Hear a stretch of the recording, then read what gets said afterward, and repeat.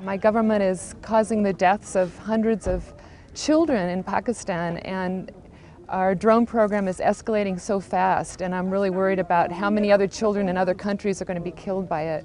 So I feel a strong responsibility, and I embrace the people of Pakistan in standing in defiance against the United States government. एक दिन रुख करेंगे इस्लामाबाद का और एक नया पाकिस्तान बनाएंगे। शुक्रिया। Muhammad Anwar lost 4 sons and a brother in a drone attack 3 years ago. The drone struck during a funeral procession. Anwar is from South Waziristan, Pakistan, a former Taliban stronghold. He doubts that the attention to drones brought by this demonstration will last, but he came to the protest anyway. Ne Pakistan ko matarwa ne ghair mulki na khubi na chata we आवाज de priyad purta ko jara sari sara jatai ki zulm ki umis vyavastha hi. Anwar is one of thousands of protesters who marched towards Pakistan's South Waziristan district to protest against CIA-operated drone attacks. About 30 American activists were among those in the 2-day march, led by Imran Khan, former star cricketer turned politician.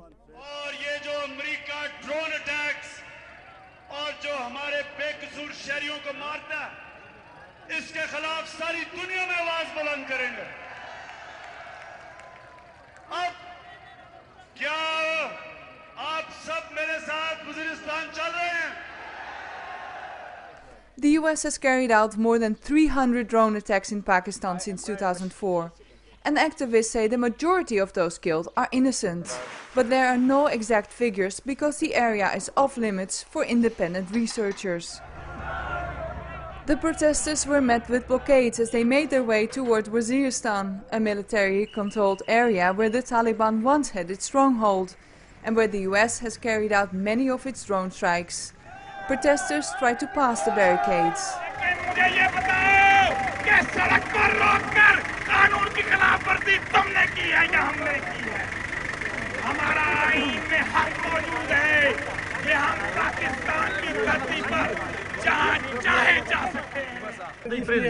Across some barriers there was dialogue. At others, protesters pushed the barricades aside. Khan didn't reach South Waziristan because of security threats, but some of the marchers reached near its border. Malik Deen joined these protests. He said he was a drone victim wounded in the same drone strike that took Anwar's family during a funeral procession 3 years ago. He still finds it difficult to deal with. Da se duce, da se atia ceargă mărghia la alcă pe 123 ca să 30 ce ceargă mărghia la alcă der sact sarita bat care 123 ca să antapă mășă tucre și i-a dat pastar guvni da cire. His ordeal didn't end there. Ja gana bado za Pakistan fauj bani wajbam yashnex salat terakra. Poma bande laka dashad garde wije gana kadashi de dashad garmi. Zato danan ragaru media tada dar ragaru cha dashad gar na hoga na. Ne sarna dashad gar won viz dashad gari. Other protesters also hope to convey Dean's message. पूरा दुनिया को हम ये बता रहे कि हम भी पुरअमन हैं और हमारी पाकिस्तान के लोग पुरअमन लोग हैं. There were other reasons for people to join the protest. For some, the populist politician Khan was part of the attraction. He is my leader and I am very impressed from him, from his activities and from his words and from his practical work. For others, it was a day out. Khan's critics say that the march was more about domestic politics than international human rights.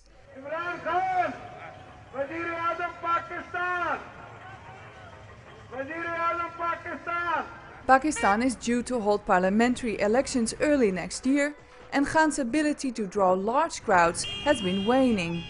This might be a problem for Khan because street power is important in Pakistani politics. So it's kind of mobilizing your support as well and showing your political opponents here that he could be a serious threat when it comes to next election. Some 30 American activists from the anti-war group Code Pink also joined the march. Here near the border with South Waziristan, a protester believes the drone attacks are a violation of international law and undercut Pakistan's own domestic efforts to control terrorism. America को क्या ज़रूरत है हमारे मुल्क में खुद मुख्तियारी पे क्यों हमला कर रहे हैं? हमारी मुल्क की अपनी दिफा है, अगर हम अपने मुल्क में खुद संभालेंगे अमेरिका की क्या ज़रूरत है? In a nearby town, Khan called the march a success and made one last rallying cry. इंशाल्लाह मुल्क को बचाने के लिए हम सब एक दिन रुख करेंगे इस्लामाबाद का और एक नया पाकिस्तान बनाएंगे। शुक्रिया। This is Susanna Koster in Manzai, near the border with South Waziristan, for Global Post.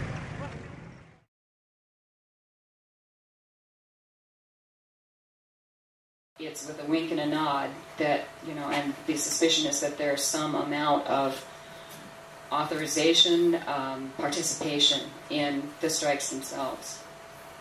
And that when we talk with people, they gave their theories about that, which we may be able to talk about in discussion and as we go a little bit further through this.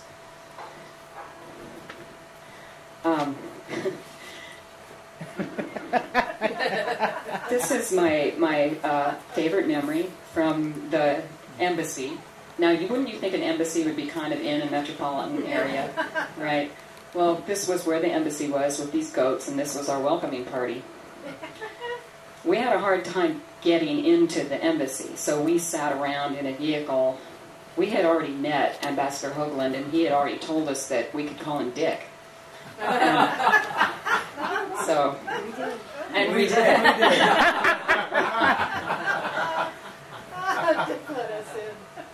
So you probably can't tell by the way I have sized this particular picture.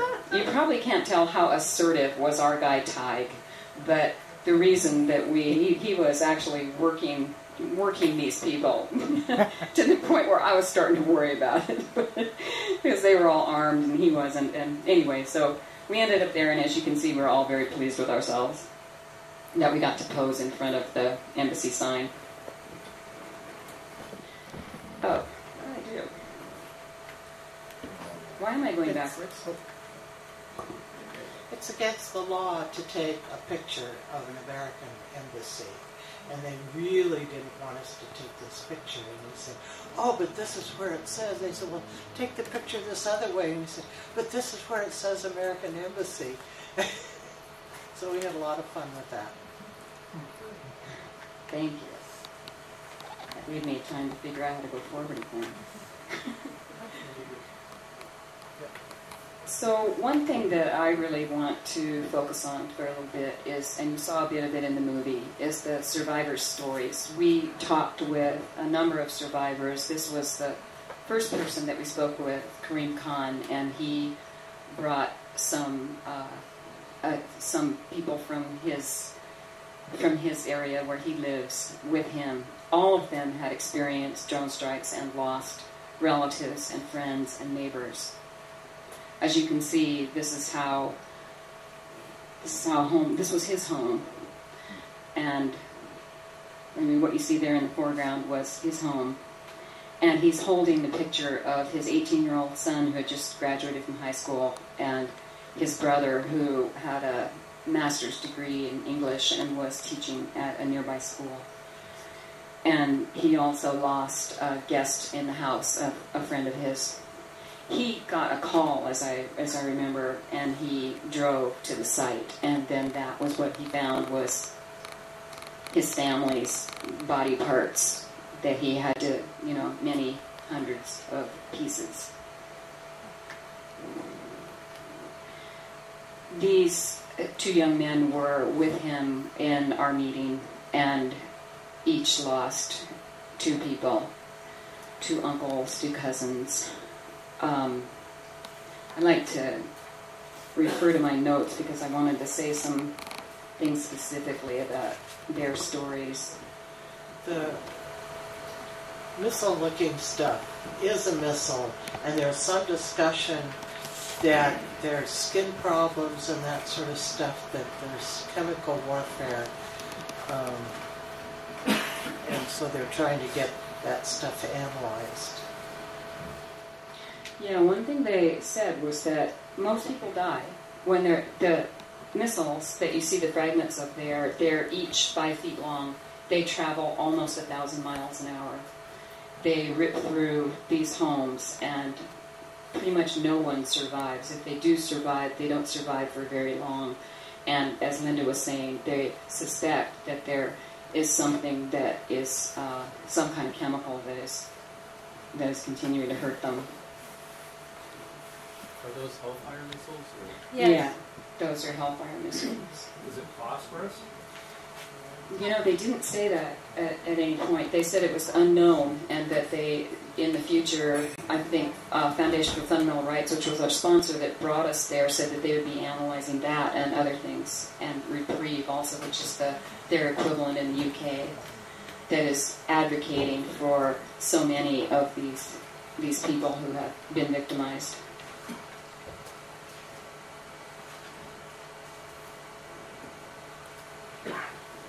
And I should also mention, as a framing, I know some of you know this, but we were invited there. We weren't the only people who were invited there, but the foreigners who were invited there. We were invited there by Imran Khan, who you saw a bit in the movie. And he is possibly the next Prime Minister of Pakistan, which would be a major change in my point of view. You guys can comment on what you think about that.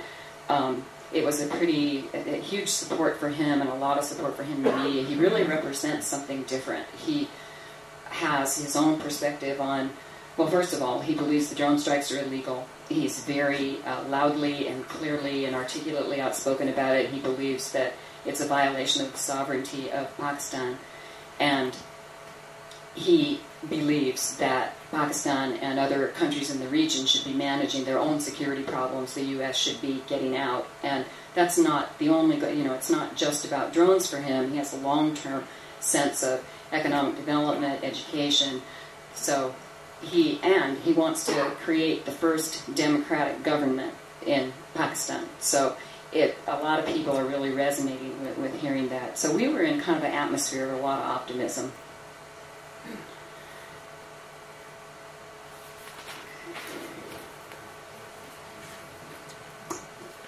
The blonde lady to the right is Medea Benjamin. She's the author of Against the Drone book. Drone warfare. And was our leader. Drone warfare. Drone warfare, yeah. Drone warfare. Killing by remote control. And the remote control part, I know some of you know all about this, but 7,000 miles from places like Creech Air Force Base, 7,000 miles, the gaming technology with the joystick, PlayStation technology, and they recruit young people who were really good at video games, and so there's a real distancing that happens with it. It's considered kind of ignoble and disgusting by people in Pakistan who, to kill people that way is not only causing the kind of consequences we're talking about, but they just are outraged and with no respect for that kind of so-called warfare. Also, Pakistan is our ally. We should not be at war with Pakistan.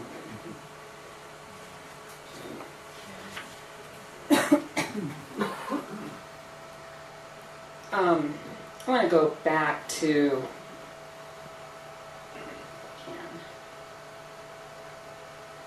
Karim Khan actually told us about 6 strikes in the area where he was, and the interesting thing to me about some of that was that he mentioned that in every case where there were civilians killed, and in every case there were, that in every case the media reported it as 5 terrorists killed. And he said, he knew it was a mother and her 10-month-old child.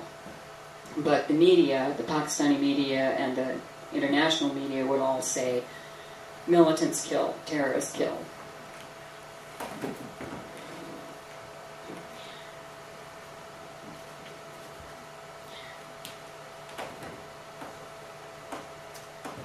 So these 2 young men,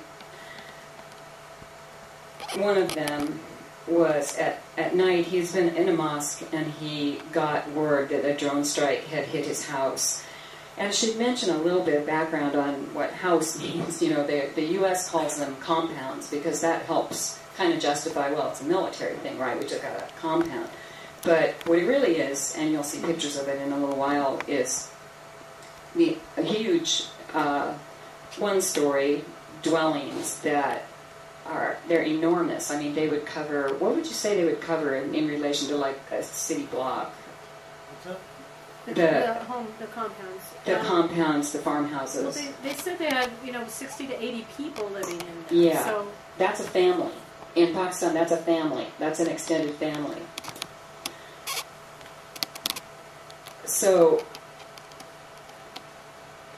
he got word when he was at a mosque and came back and saw that his 2 uncles and cousins were, as he put it, I'll just read this, but we came from the mosque and saw everything, parts of the bodies of my 2 uncles and 2 cousins cut in pieces.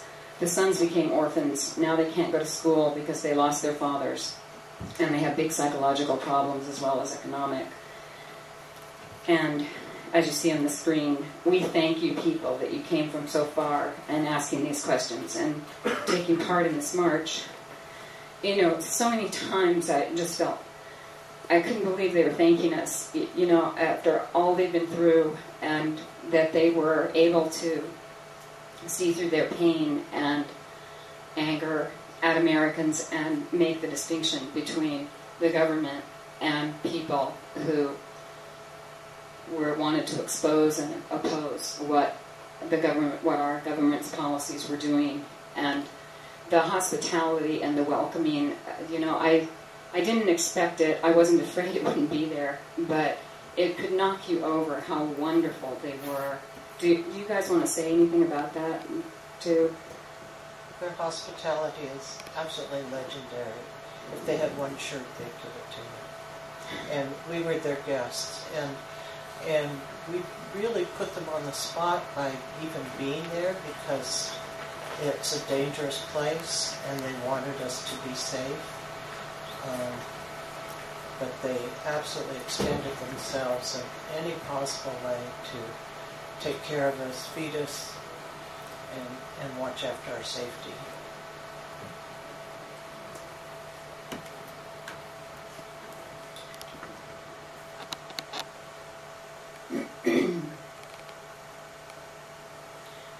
This was another story that really stood out. We met with, besides the group that I just mentioned, we met with 2 other groups of men. You only meet with men in Pakistan. And if you haven't been there before, you would think it was a country of really 95% men, because that's who's out, and everybody else is inside. It's a very different life space. There was a town or village called Delegates. I'm not sure how to pronounce that for sure, but it was struck dozens of times. But on March 17th, 2011, 2 Hellfire missiles struck a jirga, and none of those people were terrorists. They were members of that community, so it ripped apart that community. It's something that they're still living with. Their children don't go to school. Nobody 5 to 10 years old has ever been to school. They hide inside because gatherings are dangerous. They are perceived by the drones, or more accurately the drone operators, as suspicious activity. You may be plotting something. You may be the Taliban. You don't... Explain what a jirga is. Oh, thank you. A jirga is their tribal governance unit. They bring young people to them. So young people died in this strike, and they do that because they want to teach them the ways of governance in the jirga. It's very much problem solving, conflict resolution, decision making. In this particular one, they were resolving a conflict with a chromium mine, something. Our equivalent would be the town hall meetings in Northeast in the New England states.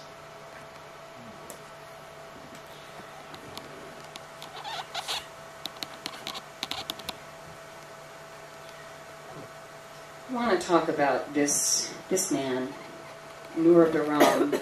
I felt very inspired by him and what he's chosen to do. It's very much outside of what anyone in that area, Waziristan, is used to. I meant to linger on the map a little bit and show you area that we went to, but it's in western Pakistan on the border of Afghanistan. Pakistan is a huge country. And he has been a Waziristan resident his entire life. He still lives there. What he's doing is documenting the civilian deaths. He's not trying to document militant deaths. He's documenting because no one else will. Foreigners have not gone into that area. Media has not gone into that area, at least not corporate media, has not gone into that area for 10 years. So we were quite a spectacle there, since no one had seen people from the United States for 10 years. Some people, that meant they'd never seen anyone from the United States. Thank you.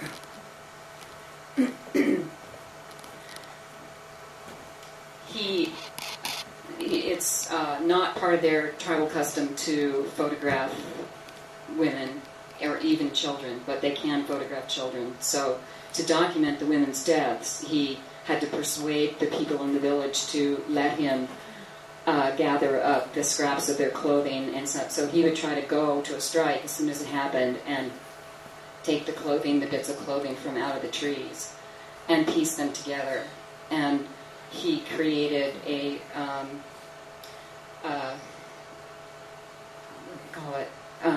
his show that was shown in the UK. I'm sorry, I lost my words here. They did an art exhibit in the UK. So Noor was brought to the UK, and they actually did an art exhibit. And as I recall, he didn't want to do it in a gallery, so they actually did it, I believe, in a public intersection. It was the first place they showed it. It was in a public area, and they showed a lot of these pictures of children.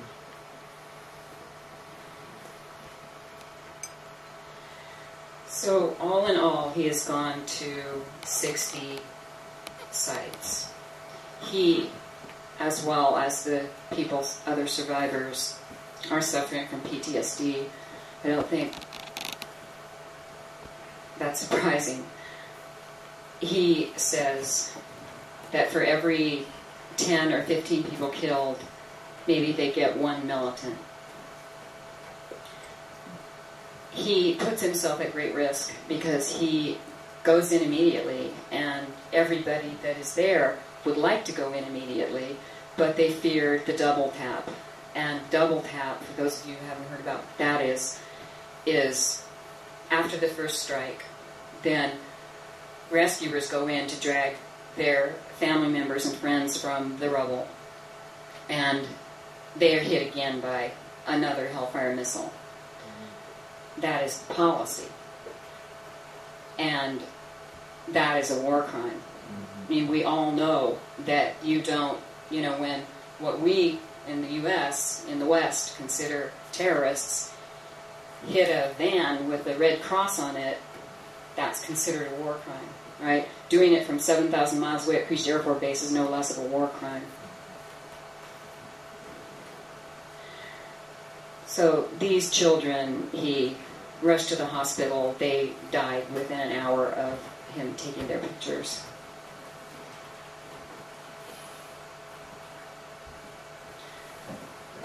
I want to tell you a little bit about this particular story because it really stuck with me.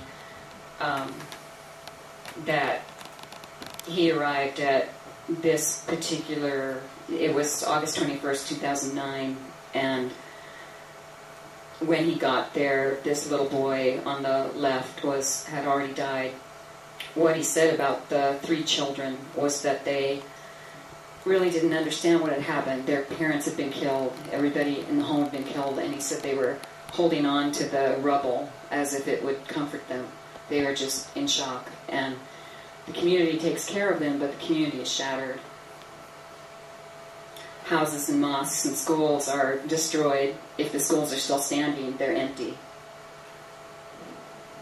And it's affected their businesses as well, because what he said and the 2 groups of men said was that whether it's timber or chromium mining, they're in groups. Groups are perceived as potential terrorism. So they don't, they disperse. They are, they can't gather anymore, so they can't have weddings anymore the way that they did. The way they did weddings was with dancing, Pashtun dancing, and drums and music, and out in the open. And you've probably seen pictures. And now they have quiet events inside the home, and funerals are the same way. Funerals used to be out in the open. So everything about their life has changed. And they attribute it to the drones, whereas the Western stereotype is, well, it's just all those crazy, militant Islam people there. That's why their lives are so bad, right? They're just all killing each other. We just can't understand it.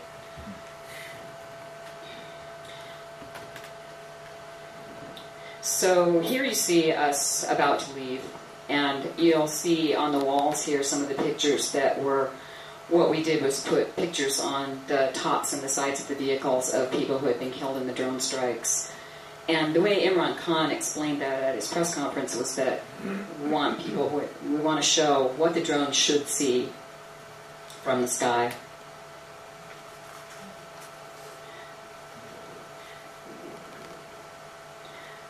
It was a 13-hour trip. As you can see, there were many different kinds of vehicles. I thought these were interesting. This one is a mule on the top left, and is a chicken coop on the right. How many people know about truck art in Pakistan? I just started to read a book about it. It's actually, they make it a statement. It's like a big bumper sticker. I had no idea. There's political content to it, and religious content, of course, too. And there on the lower right corner, you see us with the curtains drawn. We were told at various times to close the curtains as we were going through an area where it might not be safe, and we didn't want to be obvious. These are towns along the way. I won't linger on this. We saw that kind of in the movie, what that was like, and we missed some of it because the curtains had to be drawn, but where we could see it, it was very uplifting. Waving peace signs, smiling, happy. It's wonderful. What were you in danger of? What do you mean? You guys want to share your perceptions? Because we really weren't told, except when we got there. Our co-leader was furious because we didn't have armed escort. And when we went back, we did have an armed escort. A driver plus 3 machine gun armed people to either side and to the back of the vehicle. One of those in the front and one of those in the back of our little caravan. And we were also told that we shouldn't be outside of one of these compounds after dark. We got in like midnight, so obviously we were out part of the time lost in the dark. So I don't know what was out there, what boogeyman or whatever, but we were safe. We came through it fine, but I think we should have been scared. Well, yeah, one of the credible threats, that's the quote that we got, was that at the rally itself that our group was targeted and that explosives might be attached to camels or goats and run into the crowd. So at some point, at that point actually, we were told that we were a liability and that we should turn back. And we were almost to our destination at that point. As you can see on the screen here, I don't know if you can read that from where you are, but it says government has blocked Tank Road, which is the road that leads to South Waziristan. So we got that on a cell phone from the other bus that was going with us. So we didn't, of course, have any of the kind of security that you would have if you were an ambassador or a diplomat or someone from the UN, right? We went because we thought it was important to go. As I mentioned, you see up there on the top left, I think that picture really captures the awkwardness of that moment. At least that was a very awkward moment for me.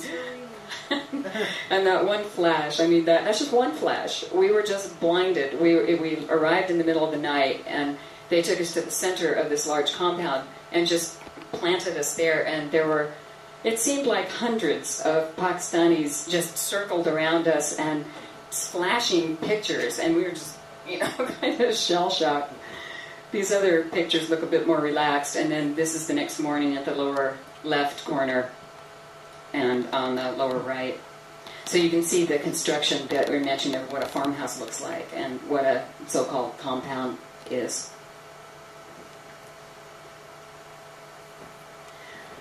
This is just some shots from the rally and of Imran Khan there up on the right. I think I mentioned to the fundraising group, that rarely in things you read you see Imran Khan's name without the word charismatic in front of it. And I think we experienced his charisma. The crowd was estimated between 10,000 and 150,000. Yeah, we saw a lot of different tens of thousands estimated, depending on the source. And there on the lower right is Medea Benjamin at the rally.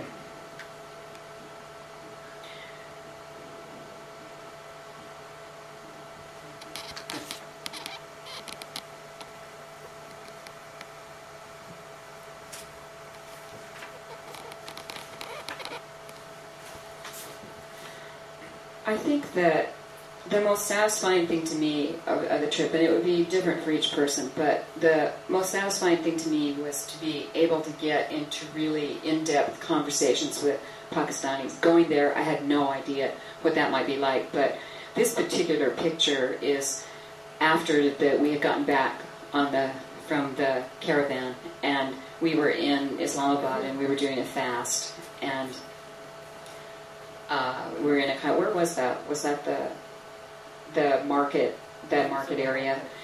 Yeah, and this is a gathering of people they were almost holding forth. People just drop by and start giving a speech, and somebody, that's what it seemed like to me. And I sat down with a few people and talked with them, and what stood out for me was that their views that the frontier area is ravaged not just by militants, but by the ISI, which is the equivalent of the CIA in Pakistan, and by the military, and that they serve their own interests, that they have a big stake in the status quo. So it's a very, very complicated situation, but I was so impressed with how savvy people were about that, and how they would see through what was in the news and had their own opinions about what was going on.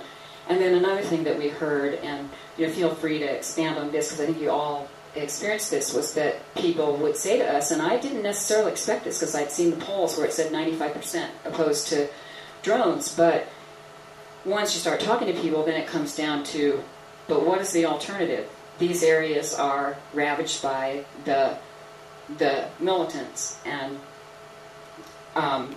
the Pakistani military isn't equipped or capable or willing, not sure what combination of those things are, to make that area secure. So the drones, from their point of view, is all they've got.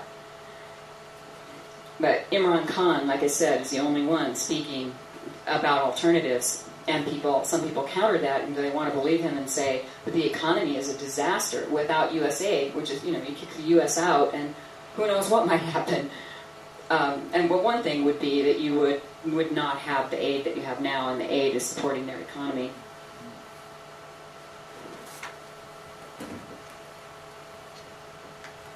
How many of you saw this little poster in the last few days?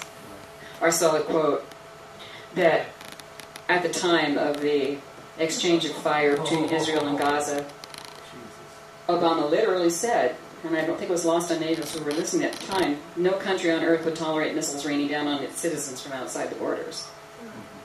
And then, of course, this is just a quip. Oh, so I'm going to skip what? Okay, I got to go on. Sorry. Didn't know this was all animated here.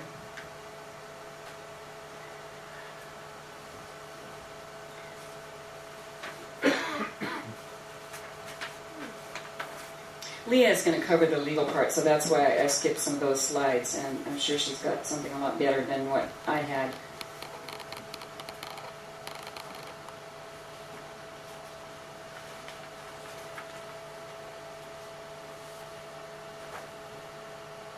And Linda is going to talk about what she sees to be the difference in coverage of the U.S. media. I know going over there, I didn't know if there'd be any coverage at all. And we ended up having a Washington Post reporter in the bus with us for hours. And we ended up having CNN there at pretty much everything. And before that time, I had really been tracking the media, and there was nothing in the mainstream media. There was a lot in the alternative media, but there was nothing on drones really in the mainstream media. And now, well, Linda can talk more about her impressions of that.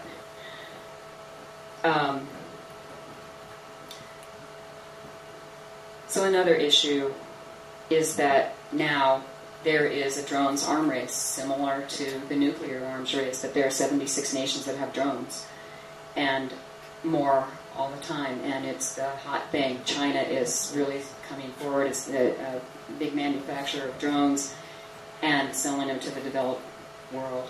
So it's whatever precedent the United States has set on extrajudicial assassination is certainly going to have an effect as these proliferate. Most of them now are surveillance drones, but they're equipped to be militarized.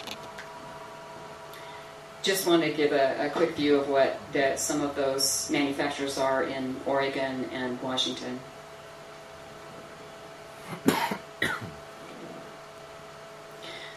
We asked a lot. I mean, the main reason we were there was to show solidarity to the Pakistani people, and also to the other part of it, to broadcast to the world that this shouldn't be a secret program. It should be not the CIA. The truth of it should be out. It should be examined.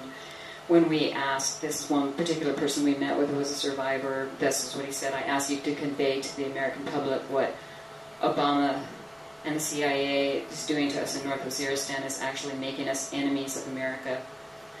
We just ask you to tell the American public to stop the President and CIA from what they're doing. The New York Times, as the New York Times put it, drones are the new recruiting tool, second only to Guantanamo for militancy, because of what they're doing to that area. So that's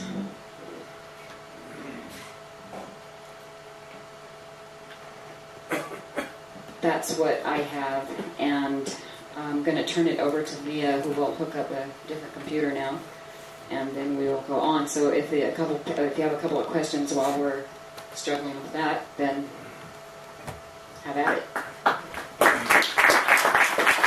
Thank you.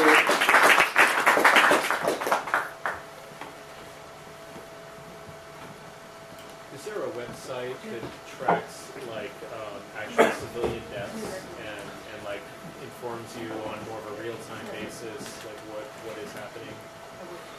Yes, there is. Lisa, we have copies on the table, right, of the resources and references handout.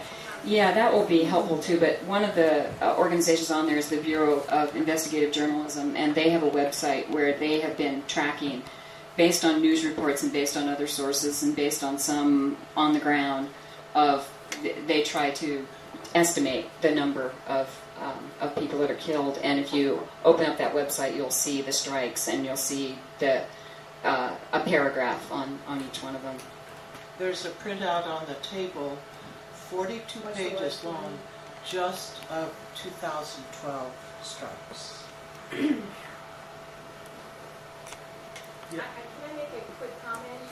I don't know if how many people are familiar with the Oregon Business Plan? It is sponsored by the Portland Business Alliance in conjunction with the governor's office. And this year's Oregon Business Plan, it's usually an invitation for business leaders across the state of Oregon to come together and work with government officials as it relates to education, workforce, and economic development in the state. This year, they just released their plan, and one of the first things that they talked about was inviting a manufacturer of drone technology in the state of Oregon to talk about innovation in education. So the manufacturers in the state are networking. They are pulling together resources on a government level that will start to streamline education and and workforce investment dollars to their sector. It's happening, and it's happening big time here in the state. And the Oregon Business Plan Leadership Conference is happening this next week at the Convention Center. There'll be thousands of business leaders from across the state of Oregon convening here in Portland this next week. This information. So, are you making some kind of a ethical statement about the inherent evil of drones as opposed to, say, missiles being fired from manned aircraft? Is there something inherently worse about that? Because we've done that extensively and all through. I think this is going to segue perfectly into what every major conflict we've been in. Well, there are international laws that govern warfare, and drones violate those laws. As Trudy pointed out, the drones that are being launched in Pakistan are against a country at which we are not at war.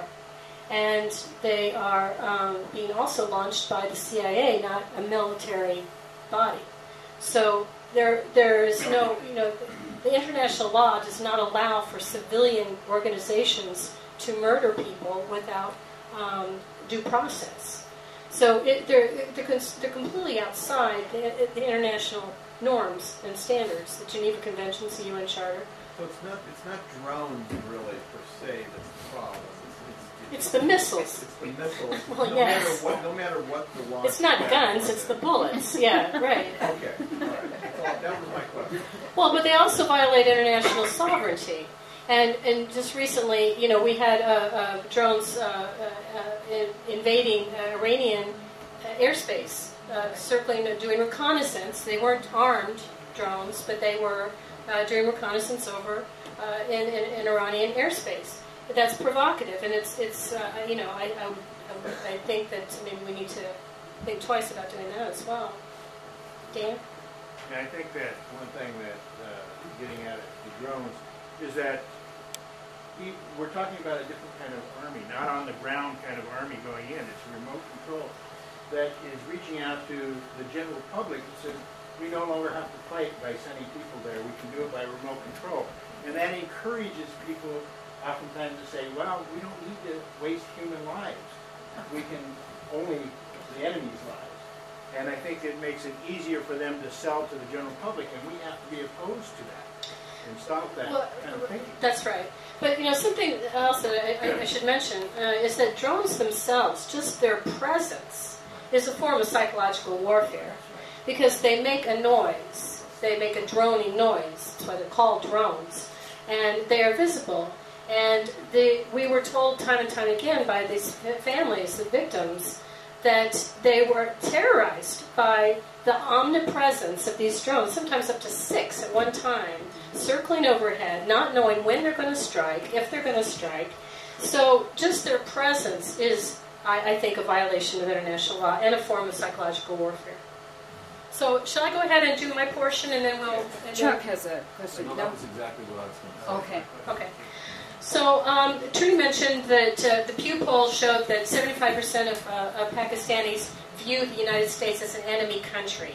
Hina Rabbani Kar, the Pakistani foreign minister, a few weeks before our delegation left, and asked by the New York Times, I believe it was, why it is that so many Pakistanis think that the United States is an enemy. One-word answer: drones.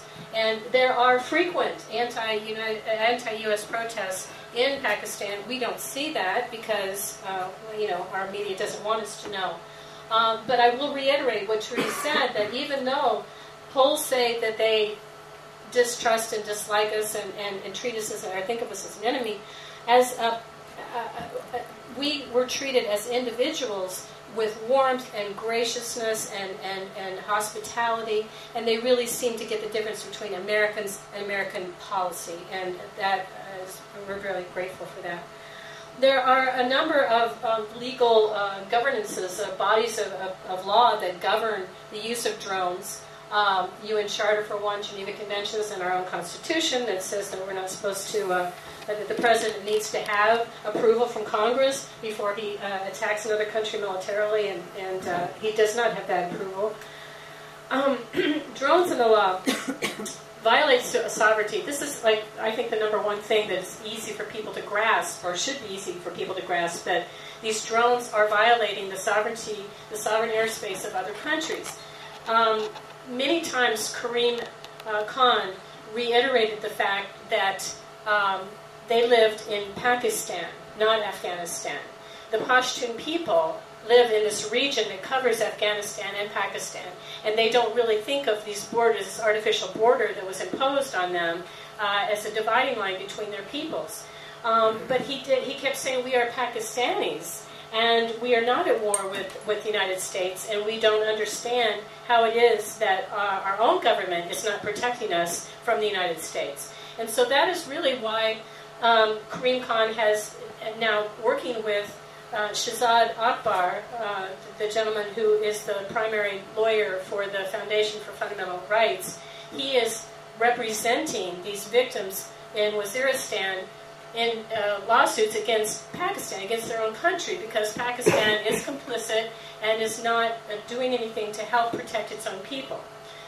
So it violates sovereignty. There's no transparency or accountability. As I mentioned, the Pakistan program is run by the CIA. It's not even run by the military. In the military, at least there would be some sort of checks and balances. There would be some vehicle for transparency and for calling people and on the policies. But because it's classified, it's a black program, we don't know how much money's going into it, we don't know anything about it, and we're not allowed to know anything about it. In fact, many times the State Department and the DOD will not even acknowledge that this program exists. It's a big secret. So it's really preposterous that you could even pretend that this is a secret program when people are being killed every day. But another way it violates international law is that it is, the bottom line is it's extrajudicial assassination. I apologize, the red gray doesn't show up very well.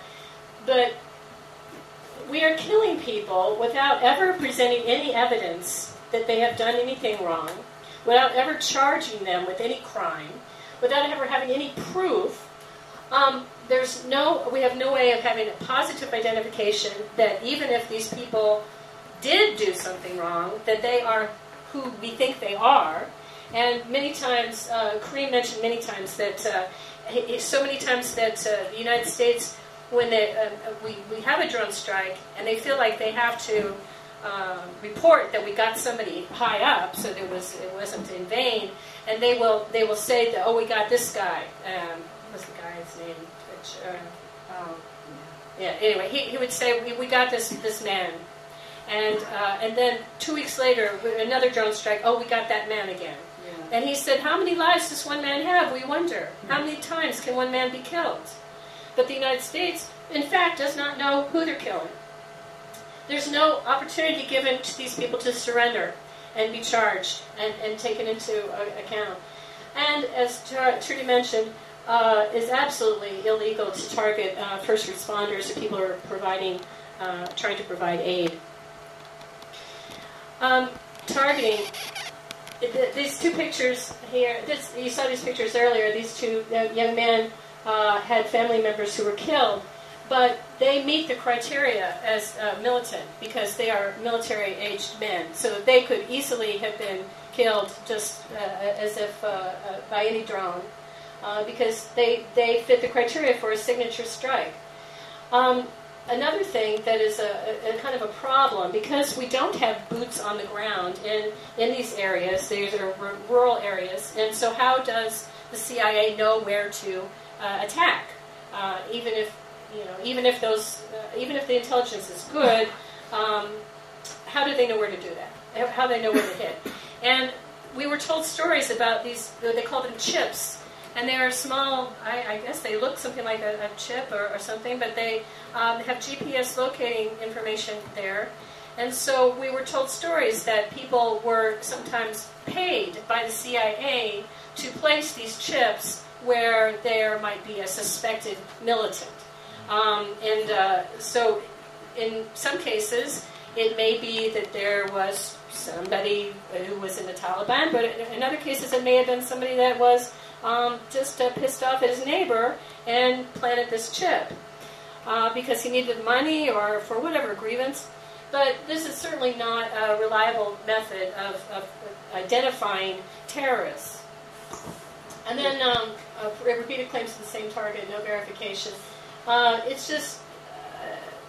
yeah, the signature strike. If it looks like something that they associate with militants, that's good enough. Right. Right. And, you know, well, I think I don't want to belabor stuff that we've already done. What is a militant? You know, we hear all these words used almost synonymously. What is a militant, extremist, terrorist, combatant? And these young men who look like they might be militants, they've got guns, right? Well, guns are part of the culture too. Every man walks around with a gun in Waziristan, and in fact, you know, I would think in a country like ours, where everybody has guns here too, that we wouldn't think this was such an awful thing. But these young men would be considered militants as well. But in fact, these young men, this is a picture of two young men who just finished voting, and they were on their way back home from back to their village. So when you hear these reports of so many people killed or suspected militant killed, think about what is a militant, what constitutes a militant, and in fact it is anybody who we kill. If we kill them, then they must have been a militant, because we don't kill innocent people, and this is how the language is used to perpetuate this myth that we are only killing bad guys. And the next slide is a good example of that. This is a quote from Glenn Greenwald, who I admired greatly, and some headlines that he put together from different media outlets. And we just call them militants. If they're dead, they must be militant. And this corresponds with something that I was told from Afghanistan and Iraq veterans who talked about the real tragedy of being unsure about whether somebody you're facing is somebody who wants to kill you or a civilian, and it was sort of a dark humor, or I'm not sure the right way to explain it, but they said, well, how do you know if it's an insurgent? How do you know if the guy's insurgent? And the answer is, are they dead? Well, that's how you know. And so this is the kind of thing that it just keeps perpetuating this idea that we only kill bad guys. And you know, and this is another thing that when we were in Pakistan too, that Pakistani people are not seeing the truth, and that's why they're not more outraged than they are. And I think increasingly they are becoming more outraged. But the Pakistani people are also told, Shahzad told us that the news crawler across the bottom of the screen will say, you know, drone strike in North Waziristan, 8 militants killed. And doesn't say their ages or their gender or their names or anything. So the Pakistani people are just going, oh yes, okay, good, well, they're militants. Phew. Otherwise I'd have to be upset about this. Yes, sir? I wonder if you could go back to the previous slide. So I would just like to make an interpretation or a comment about a couple other things that this kind of reporting does for Americans. First of all, it attempts to reassure Americans that they are safe because we are actually doing something about the bad guy. And Americans who believe this, who believe these descriptions, then have this sense that we are somehow safer. The other thing it does is that it reinforces this belief in our country that violence is effective, that the violence that we are using, wherever that is actually accomplishing something. This illusion is reinforced by this kind of reporting. And so I would like to suggest that those who are making these kind of reports, they buy into this belief system and they reinforce this belief system for themselves by making this kind of reporting. Good point. No, excellent. So we met twice with Ambassador Hoagland. He's actually the acting ambassador. he was put in place when his predecessor said things that weren't exactly supportive of the administration's policy on drones. He was relieved, and Dick Hoagland took his place. So he met with us twice. This is our first meeting at the hotel where we were staying, and Medea's just given him a copy of her book, and that's Ann Wright, Colonel Ann Wright there. And the point of this meeting was for him to give us a security briefing about how dangerous it was, and I think it was more of a CYA sort of briefing than something he really wanted to do. But he had his security officer there, and he started out by saying, I'm not going to try to change your mind. I know you're intent on going. And then the next day, or the day after that, we got this message that there was credible evidence that there were going to be exploding animals and that we shouldn't go.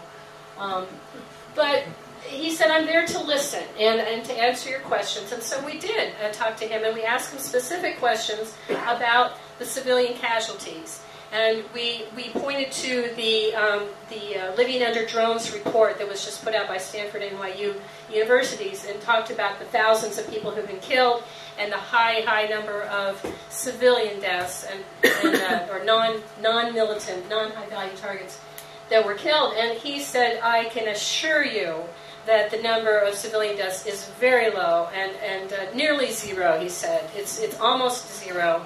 And he said just that morning he had checked the classified information, and he wanted us to know, he was letting us in on a secret, that the classified information that indicated that the numbers were in the 2 digits, he called it, in the 2 digits.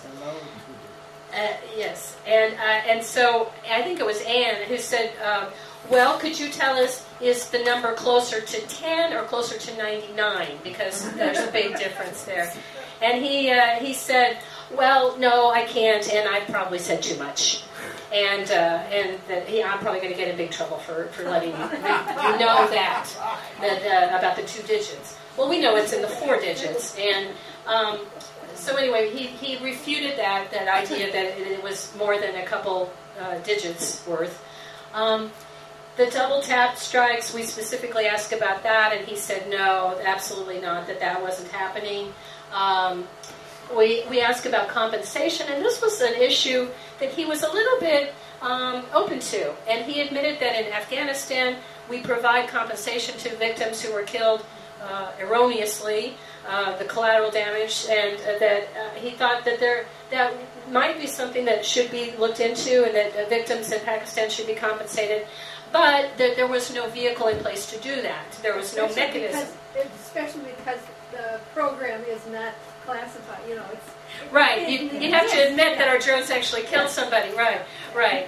So we thought maybe there was some room there, but in fact, I don't think that I don't think the Pakistanis would want the compensation. And I will relate I thought was a very poignant story that Kareem mentioned, related to us.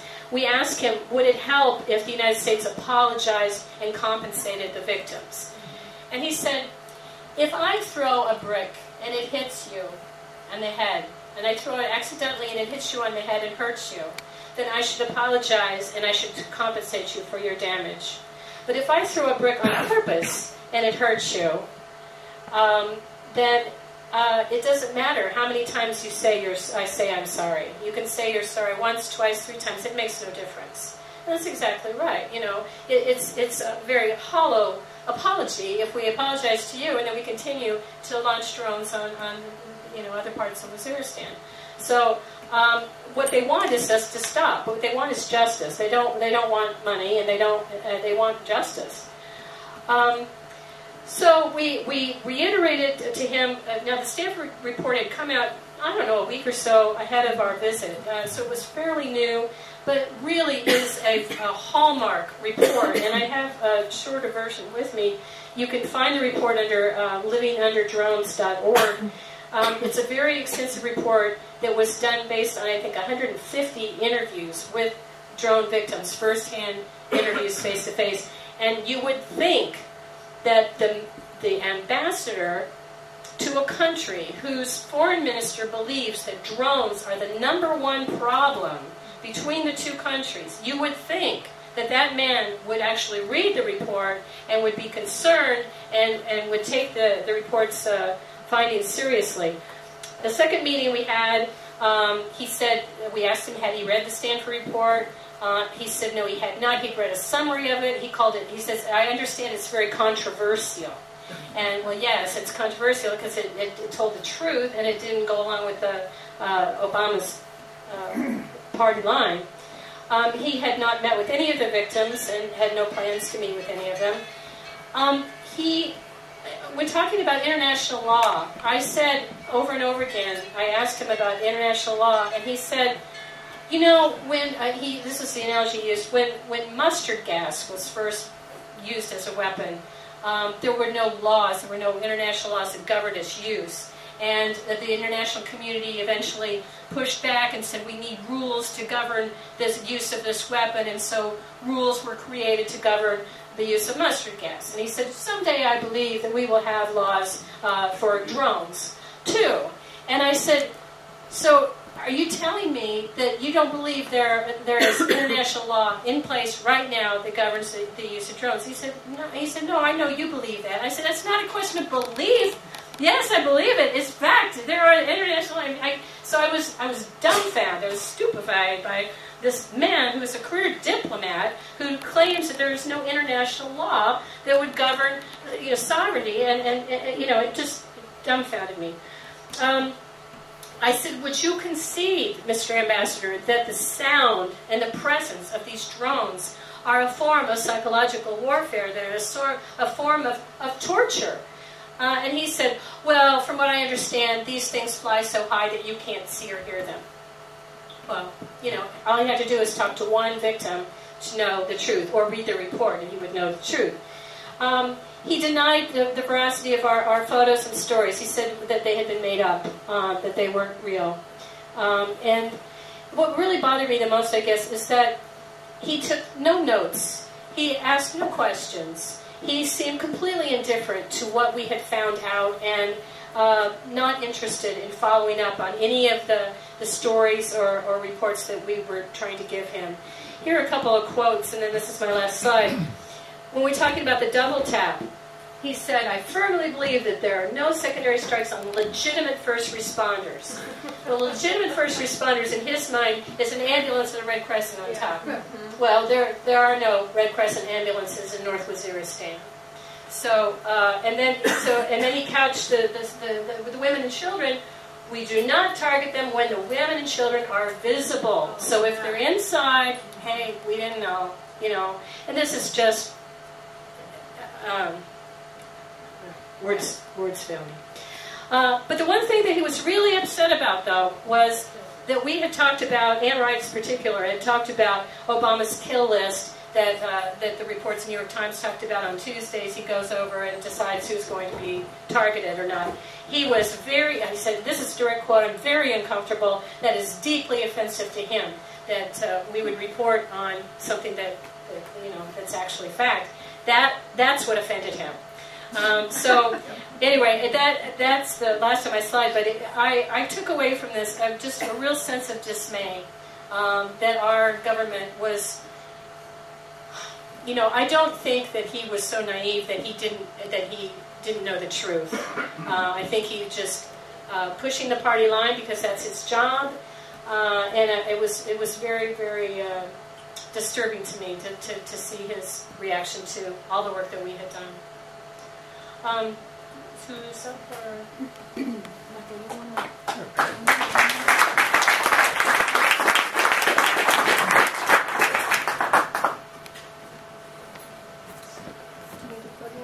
No, I just have a couple notes.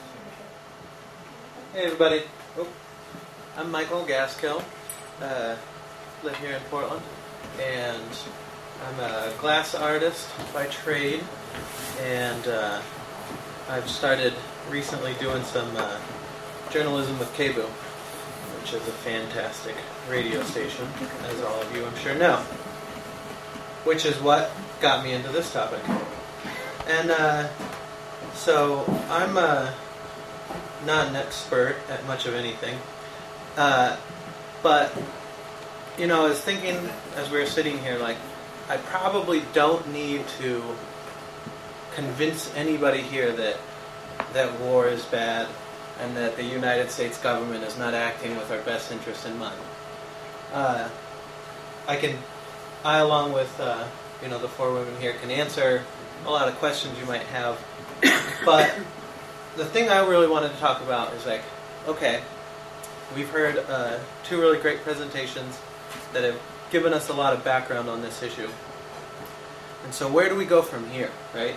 Because it's one thing to know what's going on, but how do we stop it, right? So, well, fortunately and unfortunately, here in the Northwest, we don't have an Air Force base that we can go protest at that is actively piloting, remote piloting these drones.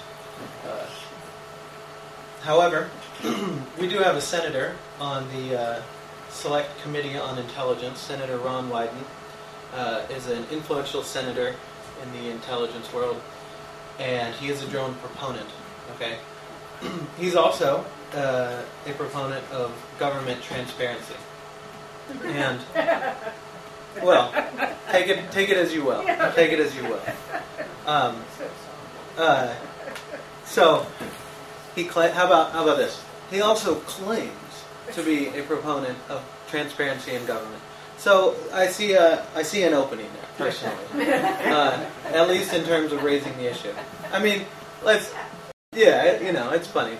Let's say, I guess what I'm saying is, I was going to close with this. We're not laughing at you. No, I know. I mean, like what do you do when you hit your head against a brick wall all day long? But like that's not, why we're here, and that's not why we do what we do. I'm not, one of my heroes is Chris Hedges, who has, worked tirelessly for justice for decades, and to paraphrase him, I don't fight. I'm not doing this because I think I'm going to win. I'm fighting because it's the moral thing to do and to keep the spark alive, because that's the right thing to do. So, that being said, I want to win. I want to end war and curb global warming and all this. So, so that being said, take all these suggestions with a grain of salt. But I see Ron Wyden as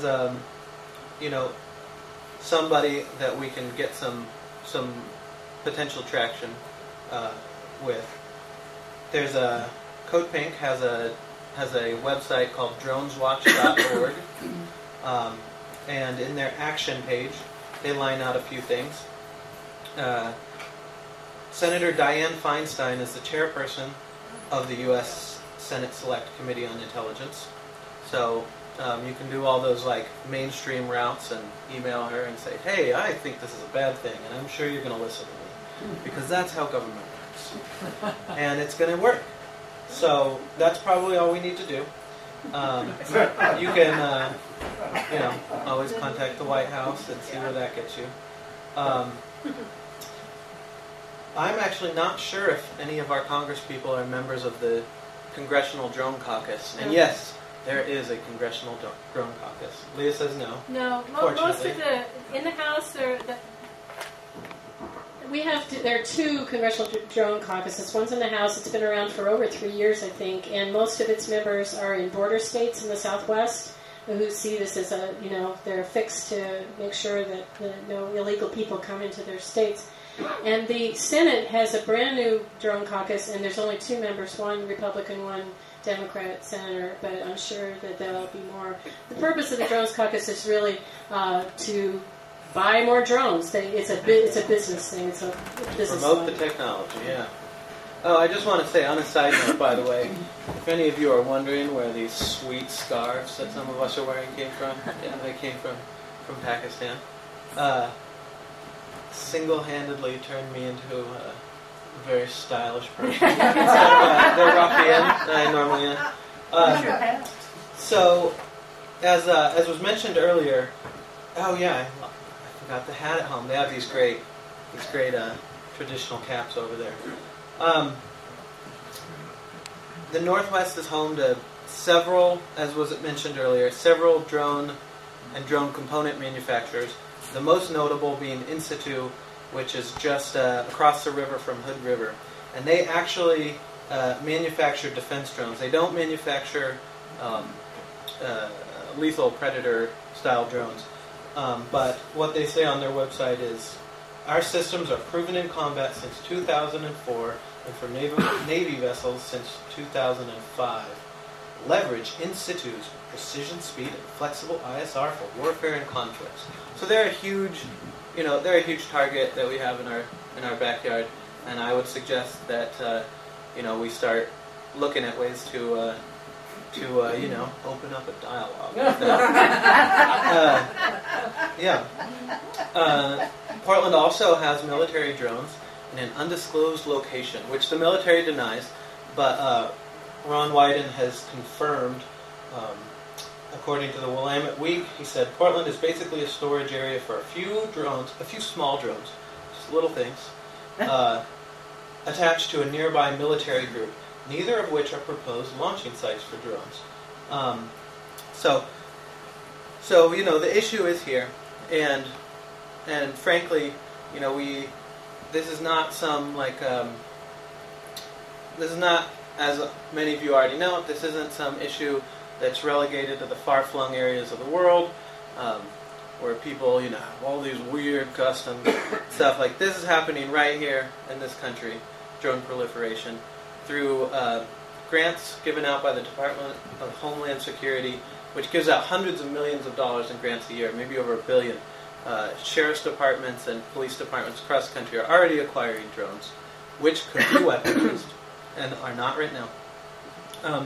So it's, I think, personally, for me, someone asked whether, drones themselves are particularly dangerous, and I think it's up for debate whether certain technologies are inherently benign or have an inherent positive or kind of negative, what am I trying to say, direction in which they would lean. At least in terms of warfare, drone technology, to me, is the most dangerous new technology since the atom bomb, because war dehumanizes all of us, right? But this literally dehumanizes the warfare, and it's just another computer game. So back to what we can do. Well, unfortunately, we're not going to be able to change policy overnight. But I really suggest that if you are concerned with this, then you go to Drones Watch and get signed up to get some more information. And I personally think that we should be paying a visit to some of these drone manufacturers. And I think we should be talking to, pressuring Senator Wyden. And there's, where is that based down in California? There's Beale down in California, if anybody wants to go on a road trip sometime. Or if you want to go on a really long road trip, you go to Creech or upstate New York. So we have a sign-up sheet. Okay, all right. And I'll just talk for a minute about my personal experience on the trip. And it was my first kind of trip in this sense. I've taken cultural trips down into Latin America and learned a lot, and I think traveling is so important. And this was a little different, but it was so amazing. Like has been mentioned earlier, people almost to a person. I probably shook hundreds of people's hands. I guarantee I had my picture taken more times in that week and a half than I've ever had my picture taken in my whole life. It's just one picture, please, one picture. And it was yeah, I had to sit down one time. Just okay, fine. I'm just going to stay here and you guys cycle through. Because they're look at this crazy American. What is he? And they were really happy that we were here, and we were happy to be there. Before we left, all of our friends, all of our families, what are you doing? You're crazy. It's so dangerous over there. They're all crazy. None of us, I think, obviously we went, so we didn't believe the official narrative. But I think most of us didn't know what to expect. And so, you know, it was a welcome surprise to see that though there are crazy, messed up people everywhere in the world, including Pakistan, you know, the majority of people, even in the tribal areas, where they're really getting hard hit by these assassinations, and that's what they are. They're not drone attacks or drone strikes. They're assassinations. They're extrajudicial assassinations, which, as Leah said, I'm no lawyer, no scientist or anything, but I mean, I don't think you need to be to realize that it's pretty clearly a violation of international law. You know, and I got to say, in the tribal areas, I didn't see any women, but in Islamabad, in the capital, there were women who were news reporters, and that, you know, just to go off on a little tangent, there was a large woman present. There were some very prominent women in Pakistan. In fact, Pakistan has had a female prime minister, which is the leader of the country there, which is something the U.S. has not had ever. So, you know, I would counter some of the narrative of kind of the anti-feminism over there with that statement. You know, I could just talk and BS for a while, but I should probably hand it over. If you guys have any questions, I'll take it for a second. Oh, yeah, actually, we'll just go left to right, or from my perspective. So, why is this completely invisible in the press? That's my first question. My second question is, why is the peace movement asleep? I mean, it's been asleep since 2008. And it's like, you know, we elected Democrats again. Nothing's happened because Democrats don't do anything. But for some reason, we believe that if we have Democrats in office, we don't have to do anything. And it's like the whole peace movement is asleep. Well, I don't believe that, and I don't think anybody here does. No, I mean, I know you don't, but I would say that. I'm sorry, this is just my statement. I appreciate that. I think that all of us here, as well as organizations like Code Pink, Occupy, Veterans for Peace, show that the peace movement is not asleep. I think maybe the larger American public is asleep to some degree. But I think there's some amazing work being done in terms of peace activism out there. I'd like to comment on that too, just really quickly, because I think that's a valid point. While there really is a lot of peace activism going on, I think in general there really was a decline. That's my perspective, because when Obama was first elected and many of us voted for Obama, we assumed that it was going to be a different game, that's what we assumed. We didn't assume it was going to be worse. But I think that it kind of took the wind out of the sails of the peace movement in a way when we were thinking Bush, Cheney, you know, these monsters. And, you know, Bush locked them away. Obama just kills them. And I don't think that people have caught up with that yet. But I think we are catching up. And I do think the media is also catching up. Linda, do you want to comment on that? There's no way for us to really know, but we were told that a year ago drones were not a topic of conversation in Pakistan. And we were still there when Malala was shot, the schoolgirl, and we were told that that would not have been a topic of conversation in Pakistan. So in 1 year, it's become a topic of conversation. When we went to the press conference, there must have been at least 50 of these cameras, all lined up to record for the media. There's newspapers there.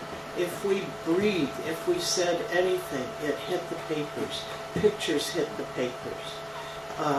When Malala was shot, we had a discussion within our group. What should we do? Should we treat it as an internal Pakistan problem, or should we say something, or should we demonstrate? We decided to have a press release, which was published, and a token of 2 people go to one of the vigils for her. And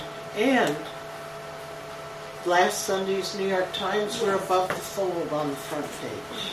And that newspaper was over here. I think someone picked it up. So it's coming. It's coming. So I'm gonna speak real quick to your first question, and then your second, your third. You had fourth and fifth, and then we'll take a second stack after that. So yeah, in terms of why isn't the media talking about this? Well, they are starting to, in part thanks to the efforts of Code Pink, in part thanks to the efforts of Pakistani activists. I mean, obviously, the mainstream media is bought and sold by the same corporations that make these drones and make warfare technology. So, it's not surprising that they're going to go along with the official narrative, which until now has been silenced. So, and that's another part of what we can do, is that before we can actually stop this, they have to continue to infiltrate the public mind and let people know. Because I'm always staggered at how many people still, who are in kind of the progressive community, still don't really know about what's going on. And, in terms of mainstream America, I think an important narrative to push is that this technology is going to be used on us, on you. This is not, like I say, this is not like a brown people only technology. Sorry to be un-PC. Obviously don't think that way. But, this is going to be turned on American citizens. It already is. And so for, mainstream America, where they are going to require a lot of education on the history of Pakistan and the nuances of that very complex country, well, I think it's important to note the role of drones here. So the second question. Well, I just wanted to say that I thought that bringing up in situ was a really important thing. It's a responsibility for us who live in this area to deal with those aspects of drone warfare that are done in this area. And it's a dirty little secret in Hood River that a lot of hipster cool people who come in and drink coffee and windsurf and all this great stuff work in situ, and they donate money to good causes and try to protect the gorge and all the rest of this kind of good stuff. We need to call them out. I mean, seriously, we need to actually make this an issue in Hood River and along the gorge, that this is not some benign activity. This is a cancer. Yeah, absolutely. I would only say to that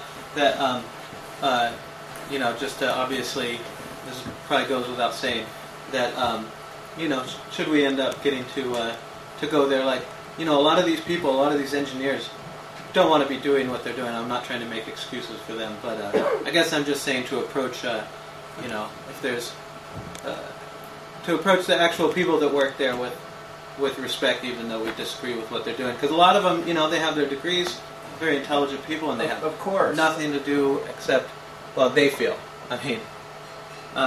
So anyways, but yeah, I agree with you. They need to, see the human cost. Maybe they need to see some of these pictures. Can I just add something directly to this gentleman that brought up in situ? In situ is not the only drone manufacturer in the state of Oregon right now. There's a major manufacturer that's coming to play in Minville, and in situ, the original founder had sold in situ to Boeing. To Boeing. So all these things that are happening in our state, and especially with the Oregon Leadership Conference happening on Monday, with almost 1,000 leaders coming together to talk about education dollars, workforce investment dollars, economic dollars. The first guest speaker is an ex-CEO of a drone manufacturing company talking about how we can create innovation and education. So that's business saying, we want those dollars in an industry that's promoting this technology. So that's the wake-up call that's happening right now in our state this Monday. Wyden, Merkley, Blumenauer, DeFazio, all of them will be at that one location at the Oregon Convention Center. So it's happening now. And they did not post the agenda for this leadership conference until Tuesday of this week. Hello? There's a reason for that. So actually, I have a suggestion. how about after we wrap this up, anybody that's interested in and maybe trying to have a presence at when this person speaks, how about let's meet over here and see if anybody's got any ideas after we wrap up. I'll be here. Yes, sir. Yeah, I read recently that these drone jockeys actually get PTSD. Yeah. Because unlike these pilots who are flying 5 miles up in the air, these drone pilots, they can, even when they're 7,000 miles away, they can actually see the results of what they've done. Of course, then they go home with a wife and kids and little leagues and all that. And so this might be something to follow up on. The ones who are really impervious, of course, are our leaders. The higher up they go, the more sociopathic they get. But anyway, this might be something to follow up on. Absolutely. There's a photojournalist from Britain that just created from Google Earth a photojournalist essay of the drone bombings that he's been tracking, the before and after pictures of a region that's hit by a drone. And it's completely wiped off the face of the map. There's absolutely nothing left standing after a drone bomb hits. And it's online. I just posted it to my Facebook site, so it was devastating to see the before and after, which is no reason why some of these young service people are having PTSD after they see something like that. It's heart-stopping when you see it. You, sir? I'm Peter from Sandy. It's happened in the area, so I'm about to an email from and I have a sort of small world story that vaguely connects me with a family, I think in Swat Valley, that you all ran into, and they were saying how wonderful you were and how much they enjoyed your being there. And what actually happened, I went to Sandy Peace Vigil. And in response to the question where all the peace activists are, there's half a dozen weekly peace vigils, ours is in the 7th year, one at Decatur, one Beaverton, McMinnville, MacArthur Boulevard, Lloyd Center. They've been going on for a long time. And we have between, 8 and a dozen folks every week out there with their signs. Signs like ban war profit, stop Afghan death. Stop the next war now. That's a really big sign. That'll last a long time. And getting unashamed. So you met a family that met us over in Pakistan. I'm getting there. Oh, sorry. No, I was just excited about that. All of a sudden, a few weeks ago, about a month ago, a car with Florida license plate pulls over, and out jumped this Pakistani University of Florida professor and his wife, and started taking pictures of us and putting us all together and posing us for pictures. And the sign that made them stop was "Ground Killer Drone." And that was, they always made sure that I was right in the center of each picture. And then a few weeks later, they dropped back by and pulled out their laptop and showed us all the emails from their, hundreds of friends, extended families around how supportive they were and surprised and they're overjoyed that there was some sort of active resistance regarding drones here in this country. And they showed us some photographs of his photographs on the front page of the Pakistani Swat Valley newspapers. And there's 3 photos in newspapers that had a picture of the Sandy Peace Vigil. 4 to 5 every Friday, 10,000 cars going on vacation up to Mount Hood, right there. Nice. And I just thought that was pretty interesting to see, a ground killer drones protest sign on the front page of the Pakistani Swat Valley newspaper. Yeah. All right. And so there is some activism going on. People may not think that one vote really matters, or that one person standing on the side of the road in a sign really matters. But we all know that's democracy. Like the old 100 monkey theory. When enough people believe a certain thing, then everybody believes it. Whatever that tipping point is. And we're working toward the tipping point that eventually people understand that all humans are physically related, to our breath, who is called prana, whatever, and we are all one species that physically related to each other. Eventually, the world will figure that out, and hopefully, idealistically, that will be the end of war.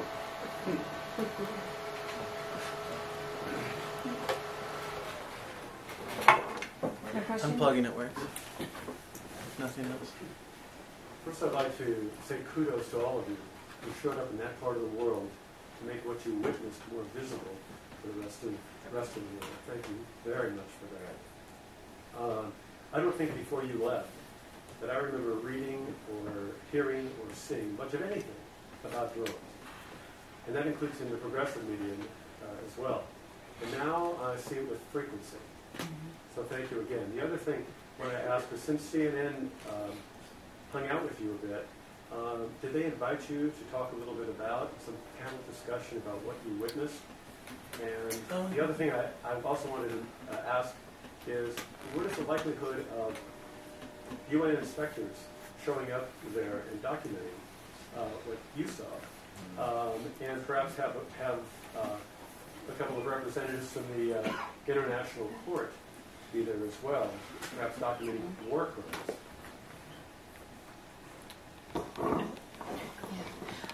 Actually, in 2013, the United Nations is going to be doing an investigation of civilian deaths in Pakistan. I don't know if it's wider than that, but it's coming up soon.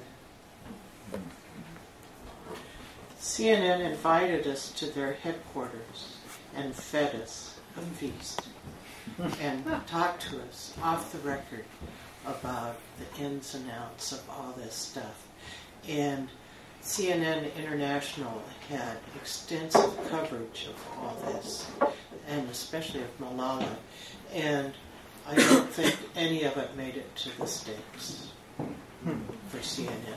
And we've talked about Malala. She's a 14 or 15-year-old girl who has been out there at least 2 years. She had a blog with BBC. She'd been interviewed by BBC. And all she wants is an education for herself and her other girls in the country. That's all she's asking for. Is she in England right now? She's in England recovering from being shot in the head.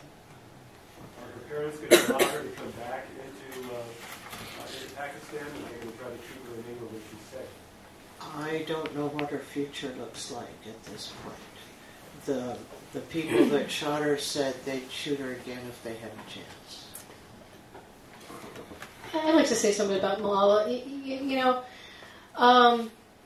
of course what happened to her was tragic, but we all now know her name and we know her story, and what makes me so angry is that we don't know the names of the children that have been killed by these drones.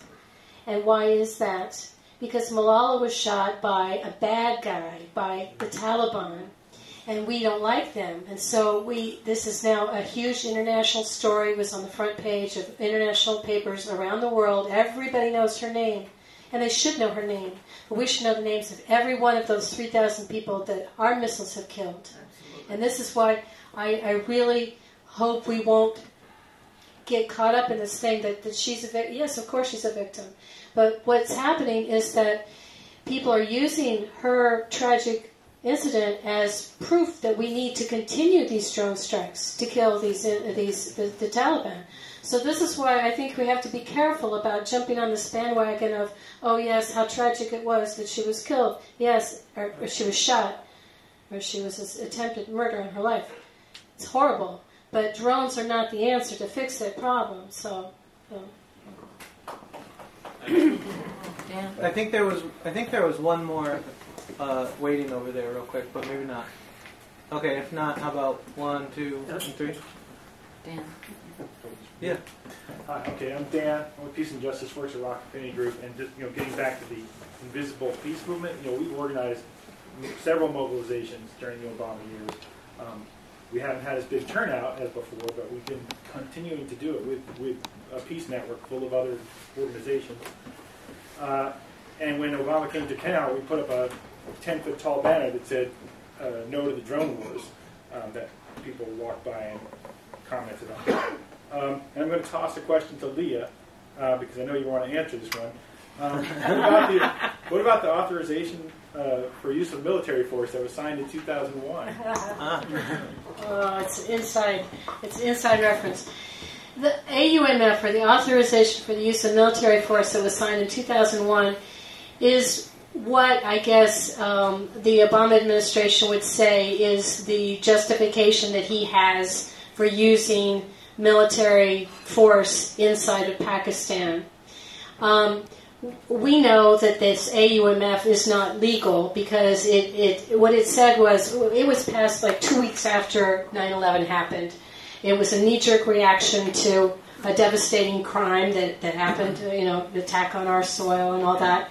And Congress passed this AUMF that gave a blank check to George Bush that said he could target militarily anybody, any organization, any place, anywhere who might have had something to do with 9/11 or supported somebody who might have had something to do with 9/11. And basically it was just this blank check for unending warfare anywhere in the world.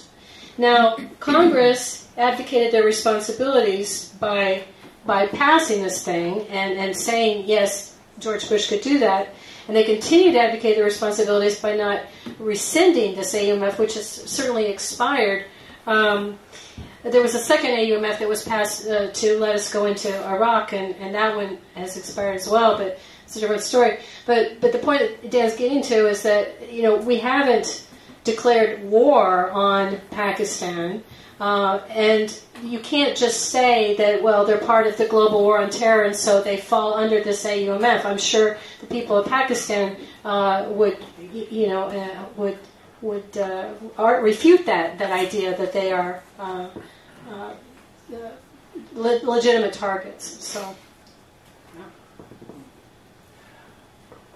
one kind of side comment. I was just noticing that maybe 3 people in the room look like they're under 30, and only a couple of others might be under 40. So let's get more youth involved with this. Yes, we're a cynical generation. I don't have any idea why that would be. I do want to follow up on that. I hope that you will look for ways, especially if it's an activism because of the Gaza attacks on Gaza. I hope that you will look for a way to get this message to the students rather than expecting people to come here. If through Peace Voices at Portland State and the universities, that you'll be willing to do this again and go to where they're still eating pizza. And definitely. That's the idea. Yeah, that's the idea. This is just a gathering of. Do I need this?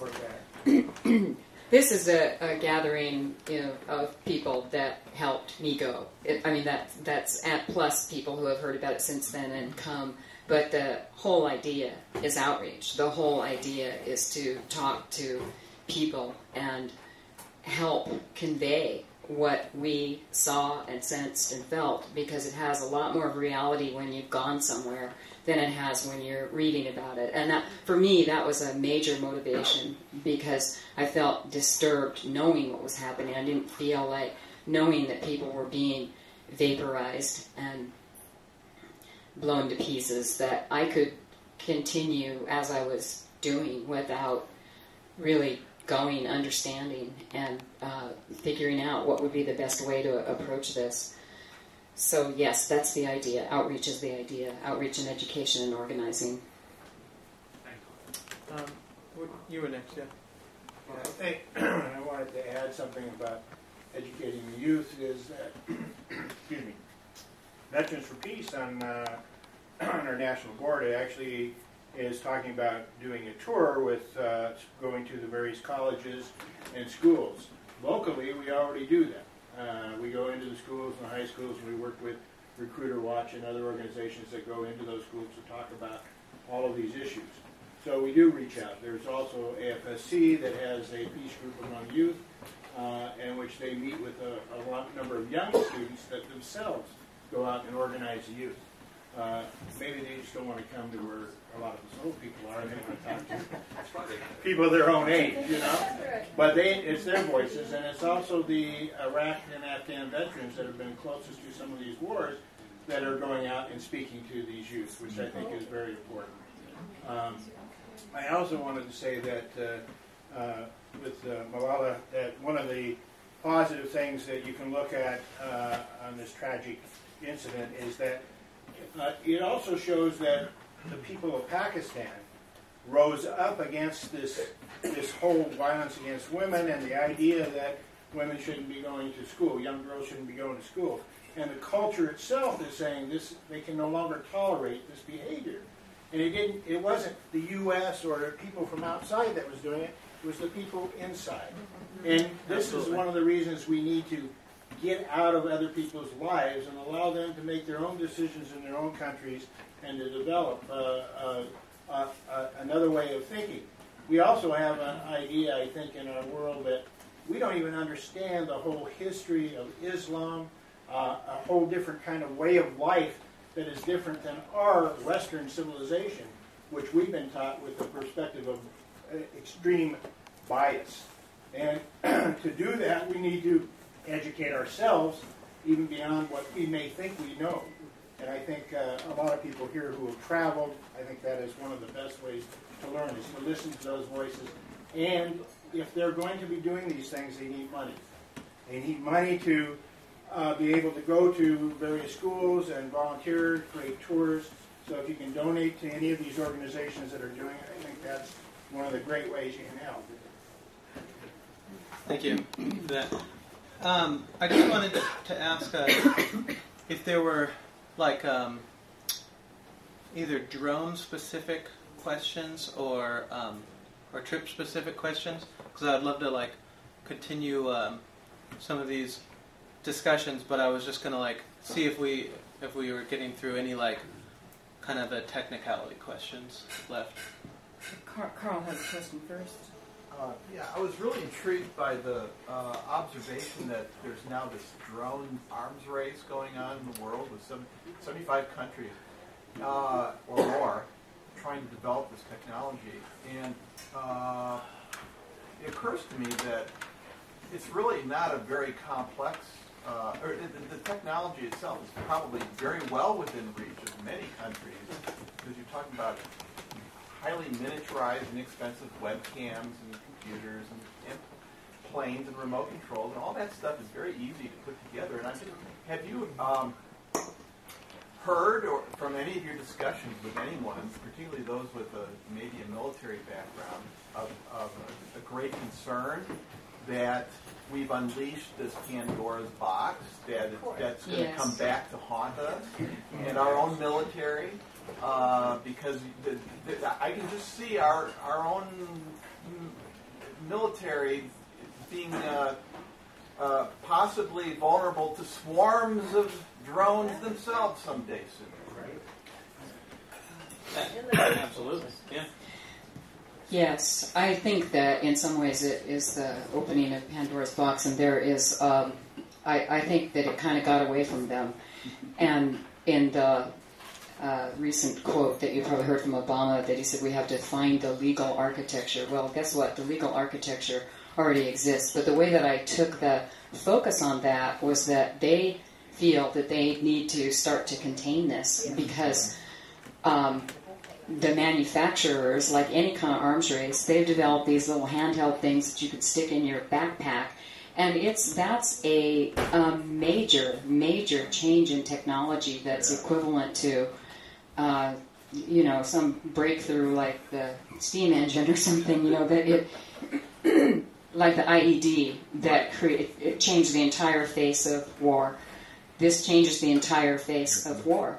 Anybody can make these and have them. I don't know how many of you saw the accusation that TMZ, which is the gossipy paparazzi site, that they were accused of, and they denied it, of course, that they had developed or were buying a surveillance drone. So if everybody from the paparazzi to developing countries are all trying to get drones, I mean, they're sure that paparazzi doesn't plan to weaponize them, but, that's the kind of proliferation that's happening. Well, okay. Maybe. I think drones can be hacked also. Yes, right. Yes. Yes, that happened. Yes. The city of Seattle has already acquired a drone. And there's been a recent military contract of, I think, nearly $1 billion for more drones. And I'm going to have to look it up again. I suspect it was a no-bid contract.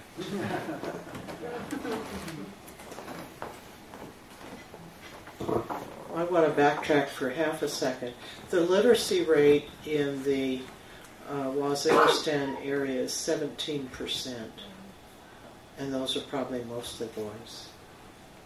17%. No, send a chat. Oh, Actually, do you know what the demographics are in that area? Do you know what the demographics are? Like, how many, the percentage of the population that's between a certain age in that area? The families are large, and I don't know exactly what the average population. I would guess maybe 30. It's a young population, and the life expectancy I don't think is real high either. I just mentioned another after effect of the drone strikes in North Waziristan, South Waziristan too. You know, this is a very rural area, and they don't have a lot of hospitals, and the hospitals they have are very understaffed. So if you should survive a drone strike, your chances of getting good medical care are very slim. And then who is going to pay for that medical care? Who's going to compensate the family whose main breadwinner has been injured, maimed, has lost his sight, and now he can no longer work? Who's going to rebuild the home that was demolished? So, there are a lot of after effects, just tangible ones like that. But also, she mentioned briefly, I don't know if you caught that, but the children are afraid to go to school now. So they're raising now a generation of children who are uneducated. A lot of families are leaving the areas. They're leaving their homes in Waziristan, and maybe they have an uncle who lives in Islamabad or a grandparent who lives in Lahore. So their families are now being dispersed throughout the country, and they're not learning the Pashtun ways that they would have had they stayed in their local area. So it's changing the whole culture. They said that rates of depression are going up, that these people who live in tribal areas are now taking Paxil and antidepressants. They told us that 17 people have committed suicide. This is unheard of in this culture. Suicide is absolutely unheard of, but people can't take the mental torture of having these drones circling overhead. It is dividing families who they wonder, who did somebody in my family plant this chip, or my neighbor, or why did they target my compound, my family? They mentioned the weddings and the funerals are now, used to be big neighborhood affairs. Everybody would come to a wedding or a funeral. Now it's very, very small. The jirgas, the meetings, people are afraid to be seen in groups of more than one or two people for fear that they will be targeted as a signature strike. So it's just changing the whole way they live. And I wrote a little article when we were still in Pakistan, and I called it Life in Waziristan 2012 AD, meaning after drones. In the way that we think of life after 9/11. We talk in terms of before 9/11, after 9/11, everything changed. That's how they talk about drones. Well, before drones, our life was completely different. Now, after drones, this is the way we live. And I don't know how you can put a price on that, how we've distorted culture. I think that's probably the most shocking part of what you shared tonight, is the cultural impact that this is making. And that's the story. That's the story. It's the human story that is going to connect people to this. That this is how these people lived before, and this is how they're living now. And really bringing it home as it relates to the fact that there's a whole generation that's not being educated. And what does that lead to? We know what that leads to. Right. And it's just abysmal to think our government had no insight to their culture and how this was going to affect a region like this. Right. And we worry about PTSD of our troops and our pilots. Exactly. Yeah, right. That's right. Well, the report, the Living Under Drones report, Really, I highly encourage you to read that because it talks about all this stuff. And if you want an abbreviated, easy to watch or absorb version, there's a YouTube video. You can just search into YouTube, Living Under Drones. And the Brave New Films people made a 7-minute video that kind of encapsulates all the results of that report. And I'm sorry, just to interject one more thing. That pictorial that I was referring to, the before and afters that a British photographer has done, that was in Fast Company. Yeah, it was in Fast Company. So, the word, Rich had made, a comment about not very much was going on before this trip. And now all of a sudden you have major magazines like Fast Company covering a pictorial of something so horrific. It's happening. It's starting to tick away, and it's starting to tip over. Sure. Oh, I just a comment to bring some of this home a little bit. I've lived in areas like Los Angeles where helicopters are going overhead quite often. And even though we don't expect them to be dropping bombs, just that has that kind of effect. I was in Chicago to protest the NATO summit in May, and there were always helicopters above following the crowds that were in the streets. And I thought the very same thing. I thought, this is just a tiny little feel of what it's like to have people watching you all the time and wondering, what's going to happen. I thought the very same thing. I definitely want to do what we can to bring the situation back, but I also think we've sort of bought into a problematic language because, especially for the older crowd in this room, we kind of almost thought that, even though we're peace activists, that there once was a good war. There used to be equal powers facing them, and this isn't really war at all. This is what we talk about being bad in schools. This is bullying. This is us interfering and trying to control the lives of some poor rural people in Waziristan under the premise. And I think sometimes when we talk about it as a drone war, we're legitimizing the fact that it's really just, our American warlords selling us a story that, well, if we kill a few dozen people in Waziristan, it makes America safer. And I really appreciate you, actually bringing the truth that, we're having a little mini Syrian civil war in Waziristan, and nobody's talking about it. I just wanted to call attention to the current Smithsonian, which has a huge article about the drones. Really good. Good, I didn't see that. Yeah. That is, not your standard publications, but it's a big one. It's great. Yeah. Okay. Yeah, I just wanted to add on to something you said. I think we do get into very dangerous territory when we continue to use the word war, which is the wrong word here. It's kind of like what happened after 9/11 when we decided we were going to launch this, give ourselves the ability to hunt down criminals. This is why it needs to be specified. When we say extrajudicial assassinations, that's too much. Too much wording. I mean, what we're really doing is murdering people without due process. And I think people understand in a very general way what due process is. Even if they haven't read the Constitution or they don't really get it in a legal sense. We've got to stop calling this war, and we really need to focus in on what we're doing, which is killing individual human beings without giving them their time in court. And basically, this is not a war, and I think we really need to pay attention to that. Brian. In terms of language, I think just the word terrorist itself is problematic because the United States is the wholesale terrorist force in the world. And all this other reaction to us, as you could call it retail terrorism or desperate responses, because they don't have bombs and missiles like we do. And so when we talk about terror, we're getting the terrorists, we are the terrorists. Absolutely. Yeah. And I don't know how to deal with it except to be more honest about use of the language. And so it's hard for me to think of these other people as terrorists. We have been terrorizing the world for at least since World War II.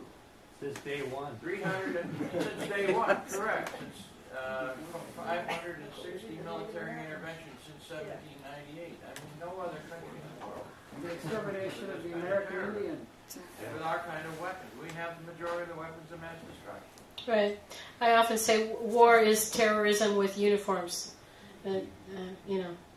Absolutely, I agree. Sure. The thing that was striking me about saying that we need to really change the language is that, the language has changed on us and you kind of end up drifting with it. And one of the phrases that I keep seeing that should be unthinkable is the dispositional matrix to target, dispositional meant how to dispose of. And it's the new technique, in addition to the baseball cards, that will be an expansive database that will include data mining of all Americans and whoever else.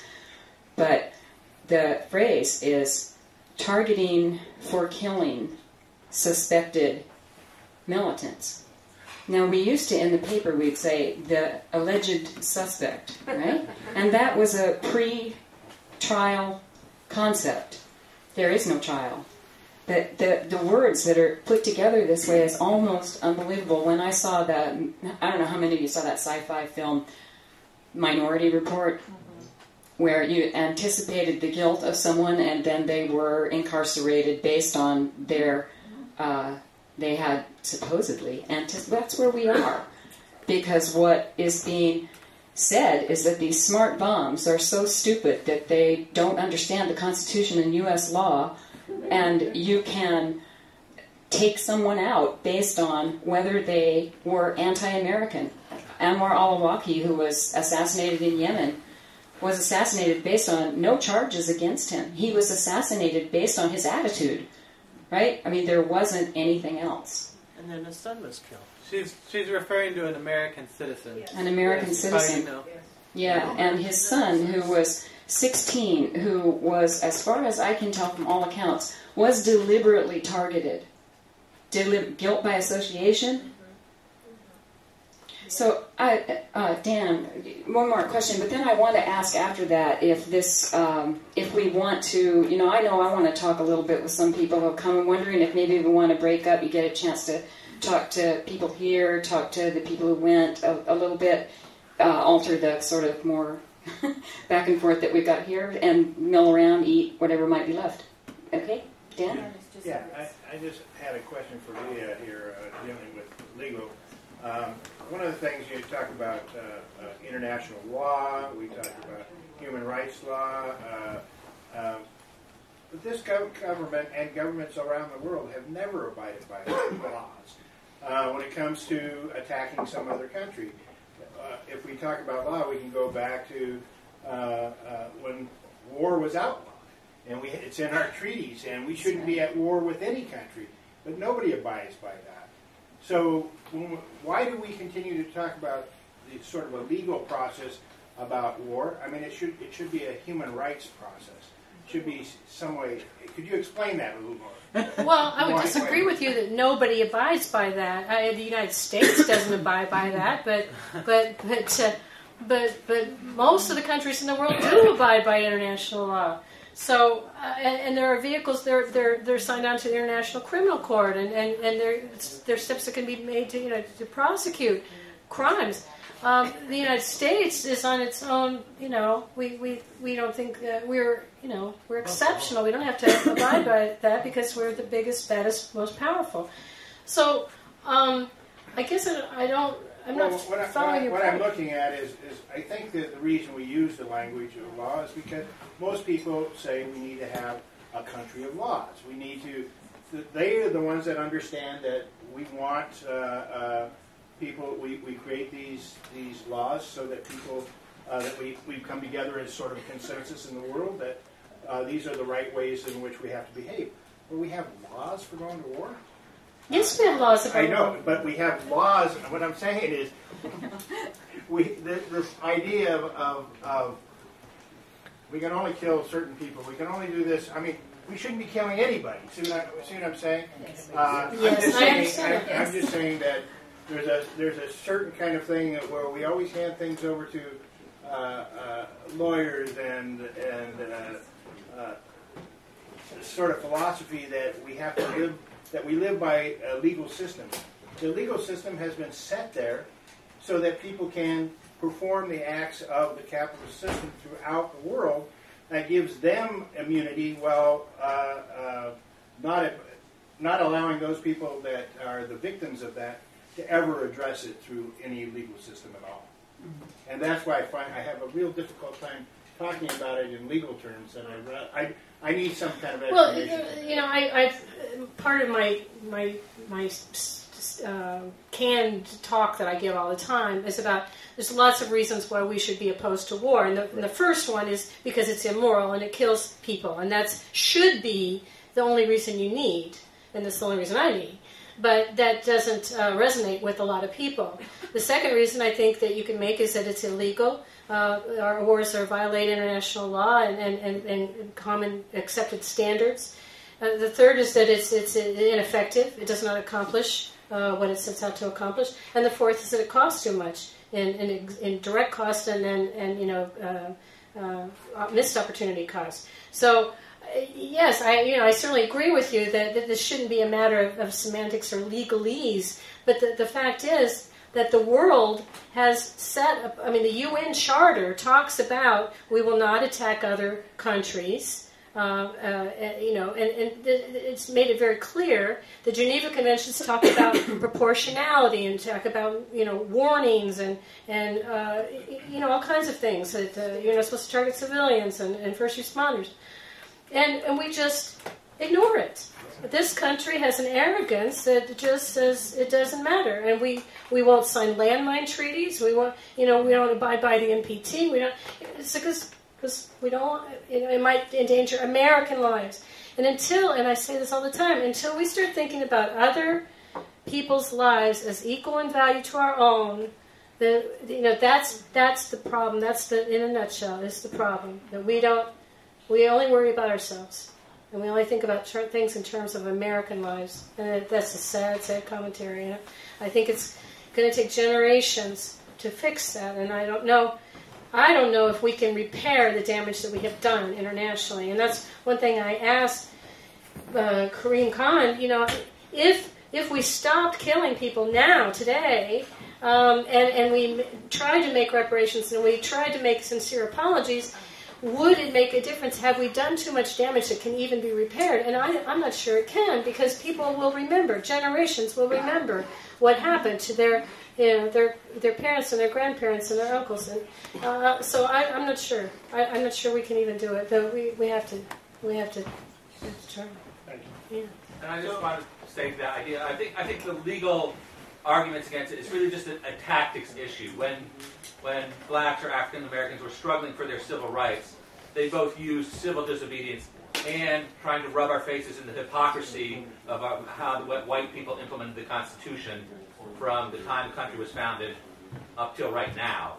So I think that's why the legal argument is a tactic that we shouldn't just say, oh, the law system is corrupt. We can't talk about the illegality of the way we murder people in Pakistan. It's just another front that we can use to reach some people who still have that identification with the law as being moral. And Veterans for Peace, our overall mission is to end war. But I would just be so gratified if we would just obey international laws. If we would just, do that, we would save, thousands and thousands of lives. That would be great. It's been a pretty good start. Yeah. Good start anyway. So, yeah, thanks again so much for coming, everybody. It sounds like we're going to get a little informal here and mingle, and somebody's going to break out some booze, hopefully. Just kidding. No, but if anybody, listen, I really want to talk about this, maybe doing, making some presence at this convention. So anybody that's interested in maybe participating in something this coming week, let's talk over here for a minute, and let's actually do something. Thank you so much. Thanks to Trudy.